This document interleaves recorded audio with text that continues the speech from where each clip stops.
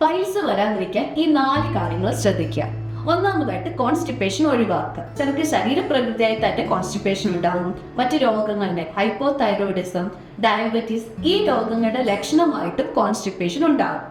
ആയുർവേദ മരുന്നുകൾ ഒരിക്കലും habit formations ഉണ്ടാക്കില്ല. അതായത് ത്രിഫല, ആയുർവേദ ഘൃതങ്ങൾ, ഈ ഔഷധങ്ങൾ പൈൽസ് വരാതിരിക്കാൻ ഒരു പരിധി വരെ നിങ്ങളെ സഹായിക്കും.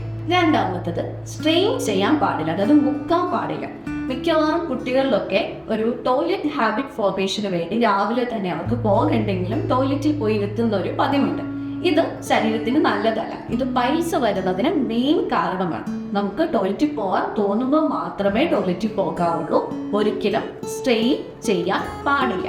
മൂന്നാമത്തത് പെൽവിക് ഫ്ലോർ മസിൽ സ്ട്രെങ്തനിങ് ആണ്. അതായത് ആ ഭാഗത്തെ മസിൽസ് വീക്ക് ആവുന്നതുകൊണ്ട് മിക്കവാറും പ്രസവശേഷം സ്ത്രീകളിൽ, പിന്നെ കൂടുതൽ ഇരിക്കുന്ന ആളുകളിൽ, ഇപ്പൊ കൂടുതലായിട്ട് കാണുന്നത് ടോയ്ലറ്റ് സീറ്റില് മൊബൈലൊക്കെ യൂസ് ചെയ്ത് കുറേ നേരം ടോയ്ലറ്റിൽ സമയം സ്പെൻഡ് ചെയ്യുന്ന ആളുകളിൽ ആ ഭാഗത്തെ മസിൽസ് വീക്ക് ആവുകയും അതിനോടൊപ്പം സ്ട്രെയിനിങ്ങും കൂടി വരുമ്പോൾ പൈൽസ് കാണാറുണ്ട്.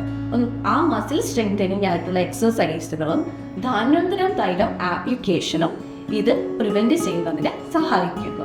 നാലാമത്തെ പോയിന്റ്, അവർക്ക് സ്ലീപ്പ് ഡിസ്റ്റർബൻസ്, സ്ട്രെസ് ഇവ വരുമ്പോൾ നമ്മളുടെ ഏനൽ ഏരിയയിലുള്ള മസിൽ ടൈറ്റ് ആകും. ഇത് മലം പോകുന്നതിന് ബുദ്ധിമുട്ടും അതുമൂലം രോഗികൾ സ്ട്രെയിൻ ചെയ്യാറുമുണ്ട്. അപ്പം നമ്മുടെ സ്ലീപ്പ് ഡിസ്റ്റർബൻസ് ഒഴിവാക്കുന്നതിനും സ്ട്രെസ് കുറയ്ക്കുന്നതിനും നമ്മുടെ മെഡിറ്റേഷൻസുകൾ, കുറച്ച് ഔഷധങ്ങൾ ഇവ ഉപയോഗിച്ച് നമ്മളുടെ സ്ലീപ്പ് ഹൈജീൻ മെയിൻറ്റെയിൻ ചെയ്യാം. ഇതിലൂടെ നമുക്ക് ആ സ്പാസം ഒഴിവാക്കാനും പൈൽസ് വരുന്നത് ഒഴിവാക്കാനും സാധിക്കും.